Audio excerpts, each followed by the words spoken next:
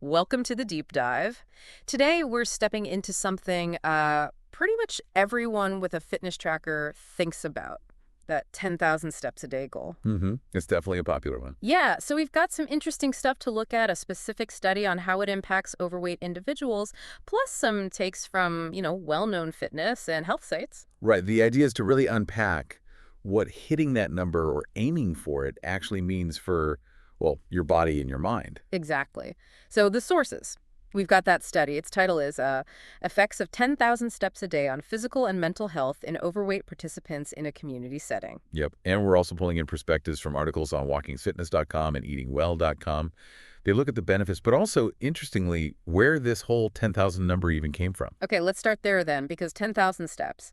It just feels like the number, doesn't it? Where did it actually originate? It's a great question. And, well, the answer is maybe not what you'd expect. It wasn't initially born from, like, specific health science or guidelines. Oh, so what then? It actually tracks back to a marketing campaign, a really successful one in Japan back in the 1960s. No kidding. Marketing. Yeah. A company released a pedometer, and they called it the Manpokai. Manpokai. Okay, what's that mean? It translates pretty much directly to 10,000 steps meter. Wow. Okay. So the number 10,000 was catchy, easy to remember, and apparently the Japanese character for 10,000 sort of looks like a person walking. That's actually pretty clever marketing. It really was. And it just, it caught on globally over time. That is wild. So a number that feels like this, like, health benchmark was basically a branding decision. Initially, yes. Which does make you think, doesn't it? It really does. Yeah. But okay, here's the important part now. Even though it started in marketing, has science actually looked into whether aiming for roughly that number does have health benefits? Oh, absolutely. That's where it gets interesting. While the origin story is commercial, researchers have investigated the effects of walking around that amount. Right, like the study you mentioned earlier. Yeah. Exactly. The one focusing on overweight participants, so people with a BMI of 25 or more. They ran a 12-week program. And what happened? Well, the participants who were encouraged to hit, and generally did hit, at least 10,000 steps daily, showed significant improvements, both physically and, importantly, in their mood states. Okay, let's break that down. Physically, what kind of changes did they see? Physically, the results were quite clear. The consistent walkers had lower body weight by the end, reduced waist circumference, a lower BMI, obviously, and lower body fat percentage. So, tangible benefits for metabolic health in that group. Definitely. Pretty significant positive shifts in those markers. And you said mood improved, too. That feels really important. Hugely important. Mentally, they reported feeling significantly less anxious, less depressed, less angry, also less fatigued and confused. Their overall score for mood disturbance dropped quite a bit. Wow, that covers a lot. It does. And on the flip side, their scores for vigor actually went up, so more energy, more vitality. That's fascinating, just walking having such a direct impact on how people feel emotionally and energetically. I think Eating Well mentioned something about exercise releasing feel-good chemicals. Yes, exactly. That's a key mechanism here. Both the study and the websites highlight this. Walking, aiming for that 10K target, helps lower stress hormones. Like cortisol. Right. And it triggers the release of endorphins. Eating Well had that nice phrase, creating a stress-free oasis. Endorphins are, your body's natural mood lifters and pain relievers. So it's like hitting a natural reset button for stress. Pretty much. And walkingisfitness.com adds that walking can also boost neurotransmitters like serotonin and dopamine. Which are linked to mood regulation, right? Often targeted by antidepressants. Precisely. So you're literally influencing your brain chemistry in a positive way through movement. It's quite powerful when you think about it.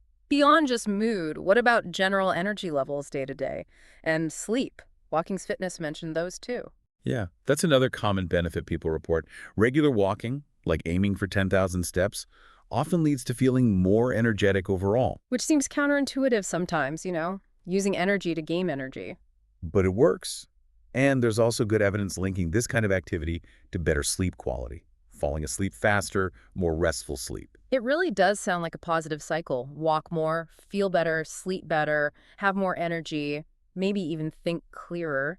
I saw a mention of mental clarity and creativity being linked as well. Yes, there's research exploring that cognitive aspect too.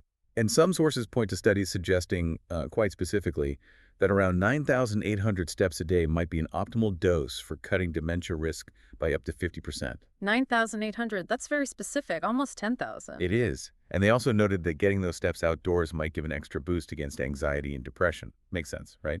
Fresh air, nature. Totally. And what about other major health outcomes, like heart disease or cancer? Well, some of the literature suggests connections there too. Walking around that 10,000 step mark daily is associated with a lower risk of premature death overall, cardiovascular disease, even certain types of cancer. Wow. I think one source mentioned 13-type stroke and heart failure. Okay, so the benefits seem pretty wide-ranging, even if the original number was kind of arbitrary. But this brings up a big question.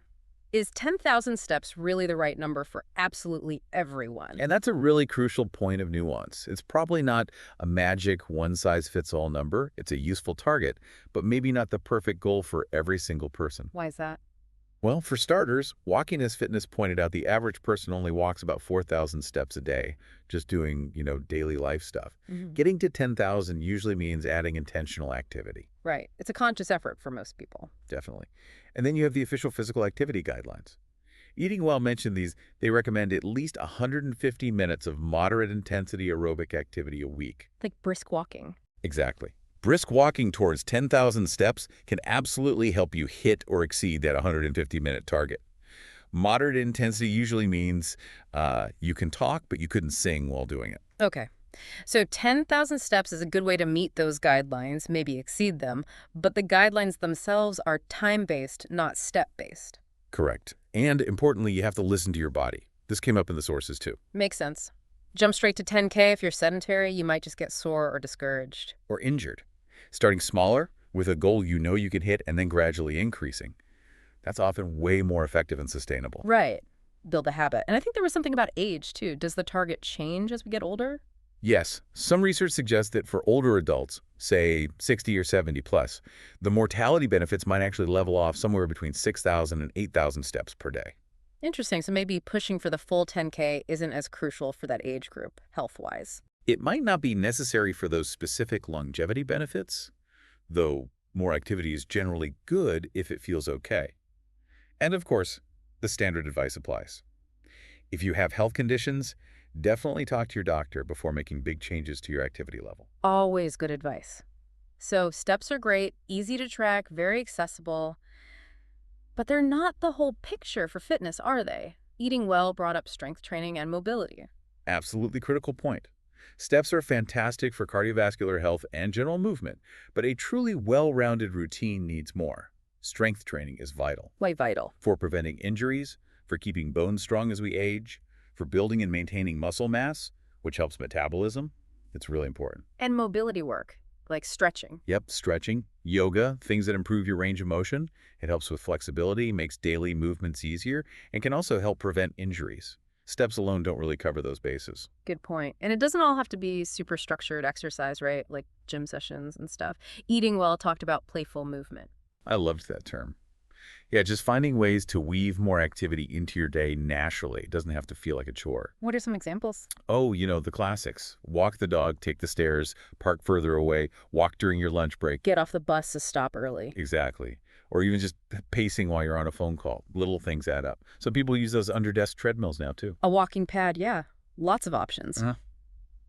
Okay, we've covered a ton here, from marketing origins to mood benefits to tailoring the goal. If you had to boil it down, what are the main takeaways on this 10,000 step goal?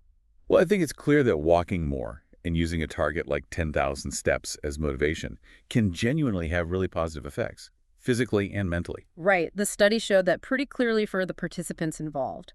Reduced disease risks, better mood, more energy. Yeah. The list is long. It is. The evidence supports real benefits. But, and this is a big but. It's not necessarily a magic number for everyone. Exactly. It's not one size fits all. Your personal ideal might be different based on your age, your fitness, your health. And, crucially, steps are just one part of health. Don't forget strength, flexibility. A holistic view is key. That makes perfect sense. So reflecting on this whole deep dive, starting with that Japanese pedometer and ending up with studies on dementia risk, It really makes you wonder, doesn't it? How so? Well, how many other health recommendations that seem set in stone might have, similarly quirky origins? And how do we as individuals get better at figuring out what actually works best for our own bodies and lives? That's a fantastic question to leave people with. Maybe the real goal isn't hitting an arbitrary number, but exploring and discovering your own personal sweet spot for movement that makes you feel good. Finding your own man poke perhaps. Thanks for exploring this with us today.